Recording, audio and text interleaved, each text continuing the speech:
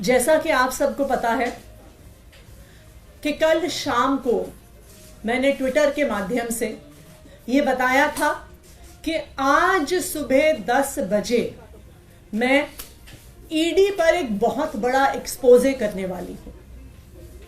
इस एक्सपोजे को रोकने के लिए, आम आदमी पार्टी को डराने के लिए, आम आदमी पार्टी को चुप कराने के लिए आज सुबह 7 बजे से ही आम आदमी पार्टी से जुड़े हुए लोगों के घर पर, आम आदमी पार्टी के नेताओं के घर पर ईडी की रेड शुरू हो गई है। हमारे सांसद और आम आदमी पार्टी के ट्रेजरर एनडी गुप्ता जी के घर पे रेड हो रही है। ऐसा सुनने में आ रहा है कि उनके पीए के घर पे रेड हो रही है। मुख्यमंत्री अरविंद केजरीवाल जी के पीए के घर पे रेड हो रही है।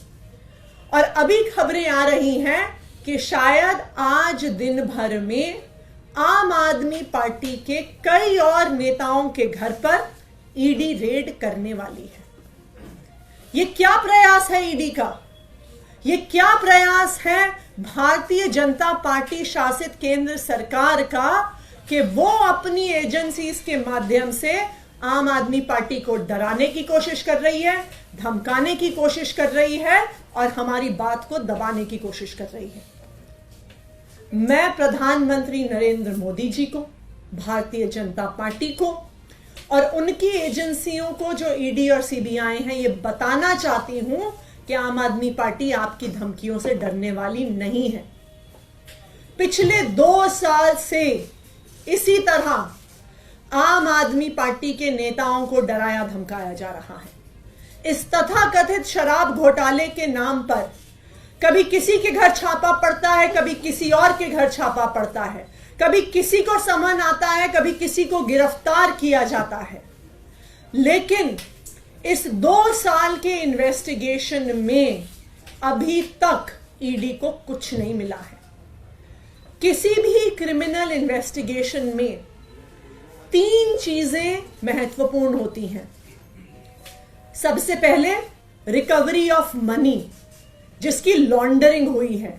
ED prevention of money laundering act के तहत केस करता है तो सबसे पहली और सबसे जरूरी चीज है कि ईडी को रिकवरी ऑफ मनी करनी पड़ेगी।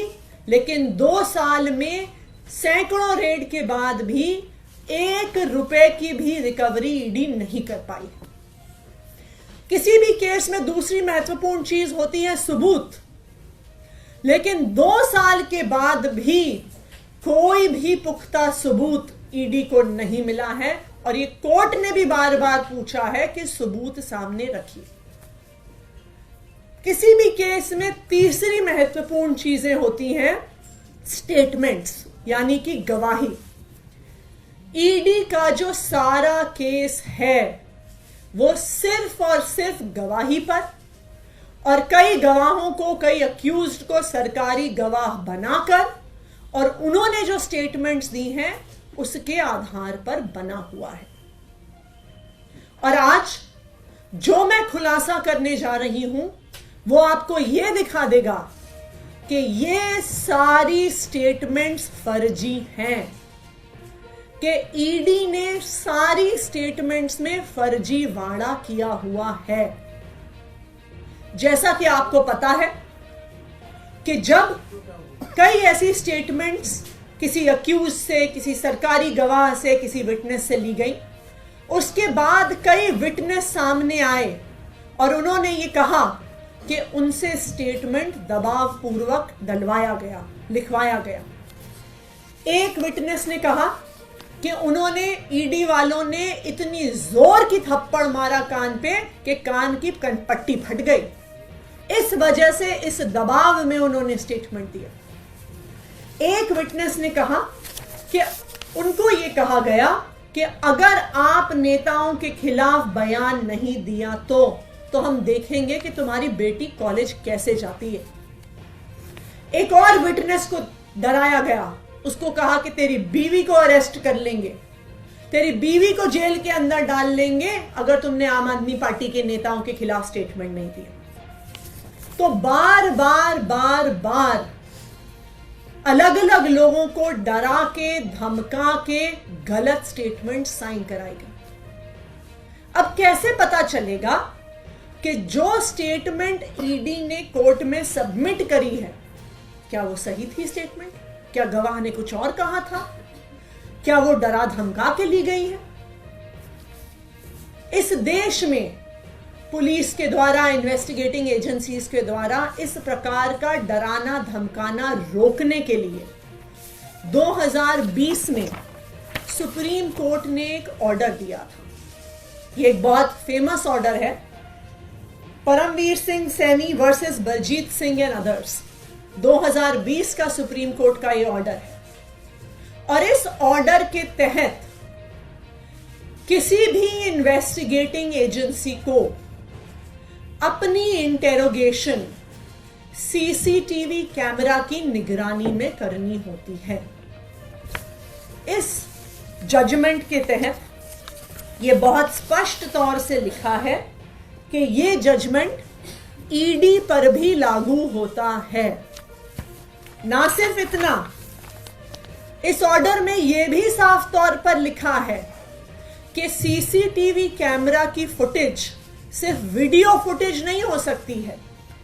इसमें लिखा है CCTV cameras that have to be installed must necessarily consist of audio as well as video footage. यह सुप्रीम कोर्ट का आदेश है। क्यों? क्योंकि अगर ऑडियो और वीडियो फुटेज नहीं होगी तो यह सबूत नहीं बचेगा कि क्या किसी विटनेस को डराया गया, क्या किसी विटनेस को धमकाया गया। जो विटनेस ने बोला और जो कागज में लिखा गया, क्या वो एक ही चीज है या वो अलग अलग चीज है? इसीलिए सुप्रीम कोर्ट ने यह आदेश दिया। इसी आदेश को रीआइटरेट किया सीबीआई के स्पेशल कोर्ट में एक्साइज पॉलिसी मैटर में ही जस्टिस एमके नागपाल ने, और यह किया उन्होंने 19 जुलाई को, जब एक अक्यूज्ड ने ईडी की सीसीटीवी की फुटेज मांगी। तो इसी सुप्रीम कोर्ट के ऑर्डर का हवाला देते हुए एमके नागपाल जी ने कहा कि यह हर विटनेस का, हर अक्यूज्ड का अधिकार है कि उन्हें सीसीटीवी फुटेज मिले with audio and with video. अब आप सुनिए, अब मैं आपको एक ऐसा फैक्ट बताने वाली हूं जिससे आपके रोंगटे खड़े हो जाएंगे। जब एक अक्यूज्ड ने कुछ दिन पहले कोर्ट में एप्लीकेशन डाली और कहा कि मुझे सीसीटीवी फुटेज चाहिए, तो क्या हुआ? उन्होंने एप्लीकेशन क्यों डाली? क्योंकि उनका, जो ये अक्यूज्ड थे, एक सरकारी गवाह से ईडी में आमना सामना करवाया गया। उस आमने सामने में सवाल जवाब हुए, स्टेटमेंट्स दी गई, अक्यूज्ड द्वारा दी गई, सरकारी गवाह द्वारा दी गई। इस पूरी प्रक्रिया में उस कमरे में एक सीसीटीवी कैमरा लगा हुआ था। यह पूरी प्रक्रिया सीसीटीवी कैमरा की निगरानी में हुई। लेकिन जब वो स्टेटमेंट कोर्ट में जमा कराई गई तो अक्यूज्ड ने देखा कि जो बात कमरे के अंदर हुई थी और जो बात कागज पर आई है वो दोनों अलग अलग हैं। और इसीलिए इस केस के उस अक्यूज्ड ने सीसीटीवी फुटेज के लिए एप्लीकेशन डाली। और आपको पता है, जब ईडी ने वो फुटेज दी तो उन्होंने उस फुटेज का ऑडियो डिलीट कर दिया। सिर्फ वीडियो फुटेज दी गई, ऑडियो फुटेज डिलीट कर दी गई और सारा एविडेंस कि वास्तविक तौर पे उस कमरे में क्या बात हुई थी, उस सारे एविडेंस को ईडी द्वारा डिलीट कर दिया गया है।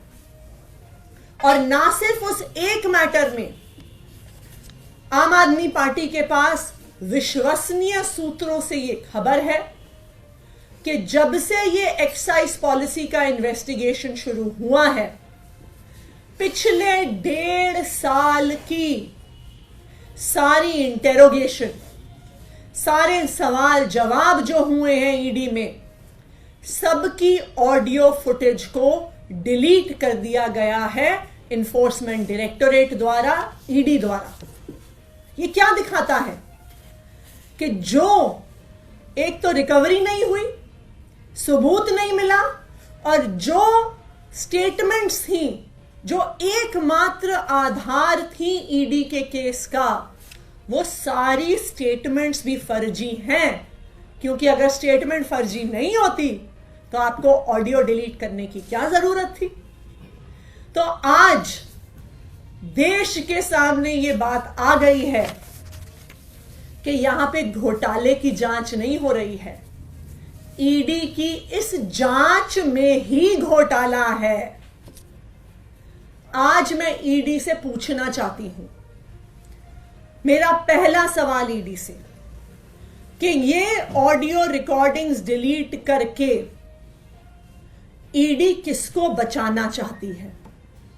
ईडी क्या छुपाना चाहती है जिसकी वजह से उन्होंने पिछले 1.5 साल की सारी ऑडियो रिकॉर्डिंग्स डिलीट कर दी हैं?